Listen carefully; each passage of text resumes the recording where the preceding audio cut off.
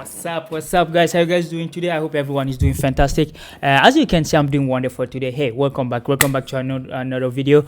I know there is not club football right now. There's just a lot of news, a lot of interview, a lot of coaches are talking. But yeah, today I want to talk about the money in this sport. And let's talk money. Some of these players are making astronomical amount of money monthly or weekly, depending which league you play. But I think everyone is paid a weekly. In England is a weekly, but I think in France it is a monthly. So yeah, a lot of those players make crazy money, and the data are out. So we're gonna just look at those data and then see which player is the highest paid player. We can just talk about it. I know. If you are lucky enough to getting this type of money, kudos to you, man. I don't know what you do, but keep up doing it. But yeah, as the middle class or the poor like us, when we see money like this, say, wow, I should have been a soccer player. Why not? But hey, just the reality of the world. Anyway, we're gonna talk about that, and we're gonna take the European top 5 league, because I think the rest are just the data are there, but we're gonna just get interested in this data. There is a lot of surprise in this. You see some players, some position in the highest bracket of the payment, and you wouldn't be waiting for it, you wouldn't believe it, but hey, it's what it is. And let's go into it. We start with Spain. La Liga is arguably the second, because I think the Premier League is the best league in the world. So we're gonna take maybe Spain, maybe second or third best league in the world. And the highest paid player is a center back defender. He came from Bayern Munich 2 seasons ago, and he signed for Real Madrid, and he's been the highest paid player in the league. So that's age. When I found out the data, I said, wow, that's crazy. So a defender can be paid more than a striker, because Ronaldo, Messi just make it look easy, made it look like, okay, only striker get paid a lot of money, But hey, we're gonna just go to the top 5, and some of this league we're gonna just say how much they're paid, but some of them we're gonna just mention the highest player, we're gonna just start this. And the highest paid player in Spain is none other than David Alaba. If you know, he's the versatile player. He can play center back, left back, center mid. He can play anywhere. Even in others in his country, he can play even number 10 sometimes. So he's a really versatile player. He can play anywhere. But yeah, he's paid he took home every month 1.88 million euro, which maybe $2 million. So yeah, that's Alaba is the first. The second come for Robert Lewandowski, and he take 1.87. So it's just 1 million. 0.1 difference, so 1.87 million per month, I think is monthly. And you have Vinicius Junior, Jude Bellingham, Ilkay Gundogan, and Joan Oblak. All those three make 1.67 million euro monthly. So that's the top 5 in Spain. I'm just happy that some position get rewarded for their work, because the goalie, I know the Ballon d'Or and stuff is hard for them to get it. They give everything to the striker. Now these days you just have to score goal, you're gonna get the Ballon d'Or. The other position doesn't matter. But hey, I'm just happy that Oblak is there. And so the pattern in this is just there is only 3 clubs in the top 5. In that top 5 salary is Real Madrid, Barcelona, and Atletico Madrid, which just tell you everything, because they are the 3 richest club in Spain. So yeah, that is in Spain. So we jump to Italy, we go to the Italy, La Calcio, and Victor Osimen, my brother. I'm pretty sure all his village, all his friends is now gonna start calling him when they know how much he getting paid. To just be clear, this is estimation, it's not they're journalists, they just concoct some paper and then they say that's what they believe. So and Victor Osimen, he's the highest paid player in Italy. He take 1.50 million euro a month every every paycheck. So like yeah, that's why I understand like now we cannot take him Chelsea, because Chelsea is paying people there like 150k a week, 100, like even paying a 150k a week they can, like they've been arguing about it. So like when you have this he's not going down, he's not getting paid less, so like the rest for Osimen is done unless our leadership change the pay structure. But hey, Osimen from Napoli 1.50, and the second and Duan Vlahovic Juve, and he get 1.7 million monthly. And you have Chesney, the Juve keeper, and he's 1 million. Chalanogo, Inter Milan, 1 million. Lautaro Martinez, the World Cup winner, Argentinian, 1 million from Inter. And you have Alexandro. Alexandro is a Juve left back. Alexandro, he get 930,000 per paycheck. So these are in Italy. So like you see, you have Napoli, Juve, Inter.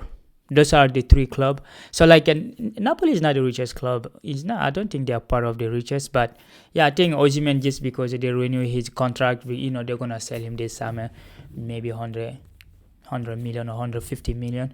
But I think they just gave him this contract because they know he's gonna leave. So yeah, he's paying this crazy amount of money. So that's cool. That's good for him. And yeah, in Germany, the figure is like Harry Kane. He gets 2.1 million monthly. So he's the highest paid player. He just came from Tottenham to Bayern and get the highest paid player. And then you have that league is just like he's all from Bayern. You have Manuel Neuer, your goalie. You have Thomas Müller, midfielder, and then Kingsley Coman, the French international, and Gnabry. Those are the top 5 in Germany. So like I don't really wanna go through because there is now other league player who are in it. Just like in France, like I don't wanna go through because they are all from in the same team. So like that brings us to France. In France they just have like you the top 10. The top 10 are all PSG player. Top 10. You have Mbappe earning 6 million. 6 million, that dude. He's the highest paid player in Europe, like, because the Saudi, those are crazy. But he gets 6 million a month. That dude is 6 million. You have Marquinhos, you have Skriniar, and you have Skriniar, you have Donnarumma, and you have they have PSG have a player, Levi Korzeva. That dude is not playing a single game. He getting I think 800,000 a month doing nothing.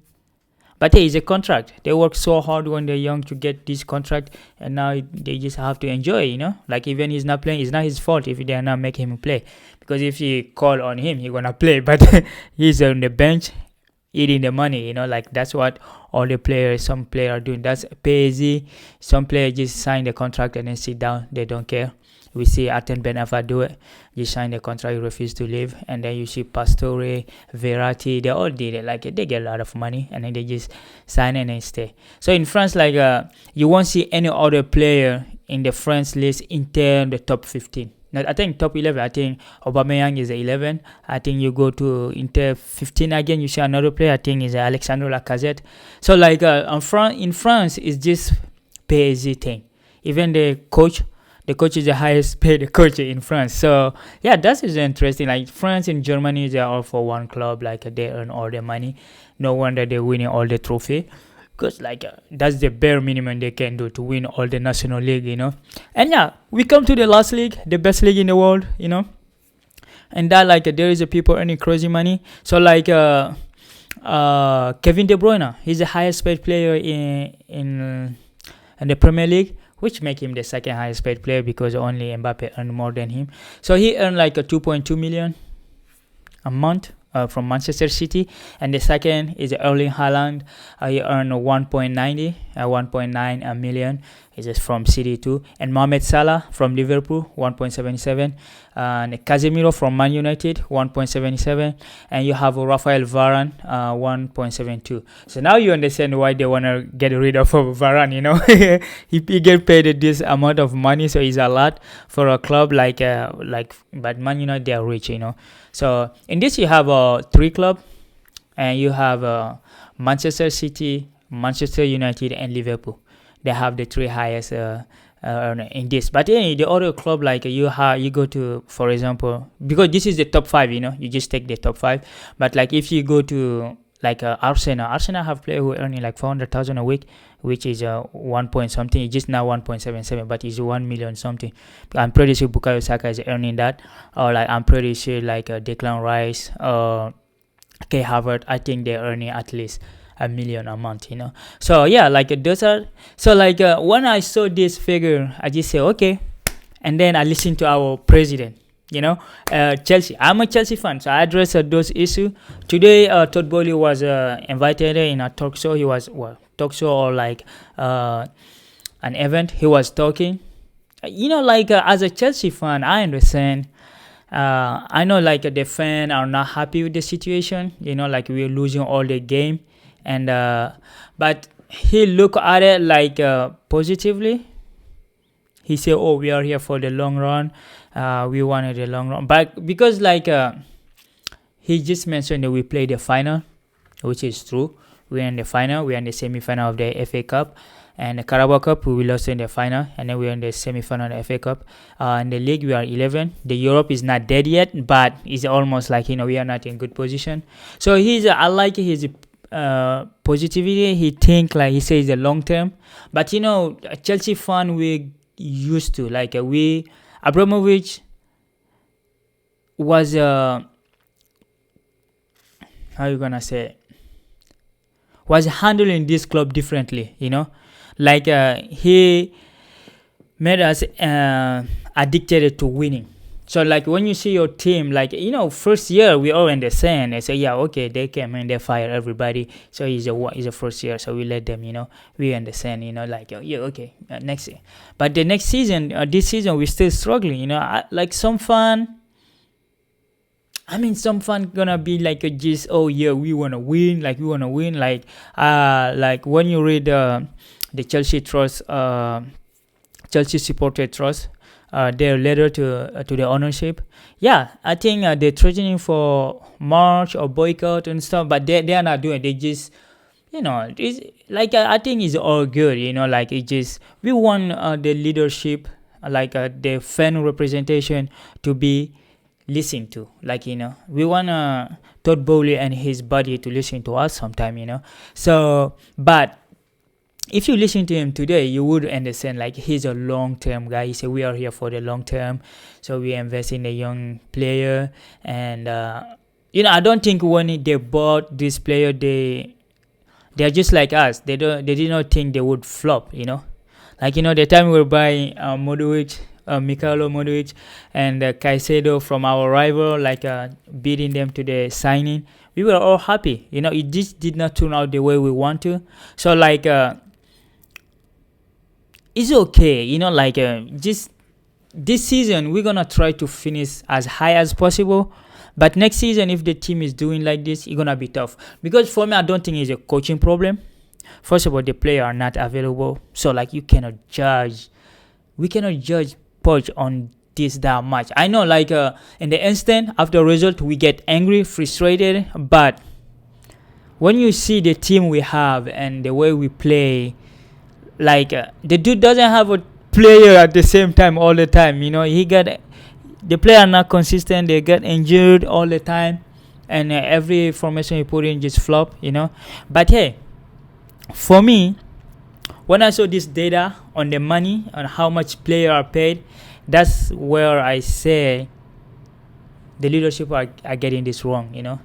Because you cannot attract the best player without paying them what they're worth. It's not like you take just a couple players, like you cut their salary, like oh yeah, okay, it's okay, you go buy someone from Sector Donate, he's earning like how much, maybe 100,000 a year, and then you give him like 50,000 a week. Of course he's gonna take it, he's gonna be happy. They're gonna be happy. But like you cannot go for a player who is getting like for example Osimen, he getting 1.2 million or 2 million something. That is almost 200,000 a week. So like 200,000 or 250,000, 300,000 a week. You cannot take those to bring them. Oh yeah, we're gonna pay you 150. No, like they're athletes. They work hard. So like for us to have a competitive team, you have to pay the bill. You have to pay the player. You have to bring in experience, because our wage right now, like the highest paid player, I think is Sterling. He get like 350 a week. He's the highest paid player. I think Thiago Silva. We have a player that 250, but we don't have any player who is earning like 400. Like not a lot of players earn 400,000 a week. That's only De Bruyne, Haaland, Mbappe. There is not a lot of them. So that's why even at the end of the statistic, they saw they said more than 90% of professional players earn on average 5,000 euro salary a month. 5,000 on average. So most of players the other league pay their player maybe 100,000, 150,000 a year, 200,000. So that's a lot of money for a lot of club. It's just like the top 5 when you see it, they just the top 5 league are the outlier. It's not the norm. Not every player earn that kind of crazy money. Even if you see the club, you just see the difference. For example, in France, between PSG and the other club. PSG, I'm pretty sure the lowest paid player in PSG will be one of the highest paid in the other club. So it's the difference. So for me, Todd Bowley, today I listened to him. I kind of understand him, but I understand the frustration of the fan base too, because I get angry when I see my team lose all the time. But I understand you cannot just sell everybody and then expect to continue the winning as nothing changed. When you change something, there is a positive consequence or negative consequences. So we got the negative one because we sold everybody, the coaching staff, the cook, the dog, everybody. We sold everybody. He brought in his own people. Peter Cech, how Peter Cech said why he left. So everybody left. So we just have to be patient with the boy. And I know last video I was saying, oh yeah, Raheem Sterling was booed. He was I was angry too against him, but it's just stupid. We booed him. It's normal. It's a normal reaction from the fan, but I don't want them to keep doing it week in and week out. He had a bad game. I just hope the next game, Poch won't start him, because I think he's gonna play. He's gonna have an impact on him if he got booed again. So I hope Poch won't start him next game, so he can get his head around. And the fan, we have a lot of young players. Let's support our team. Let's make sure they're performing. Let's not be against them. They have the other team against them, the other fan. Let not us be one of those negative part of the team. Let's support them. And then during the game, don't boo the player. After the game, after the game, whoever screwed up, let's let them know. But when they play, let's support them, okay? So yeah, that's what I have today. And so if you are the person who earning 6 million a month, bro, keep doing it. We're trying to meet you up there. So yeah, anyway, thank you for watching. Take care and have fun. Bye.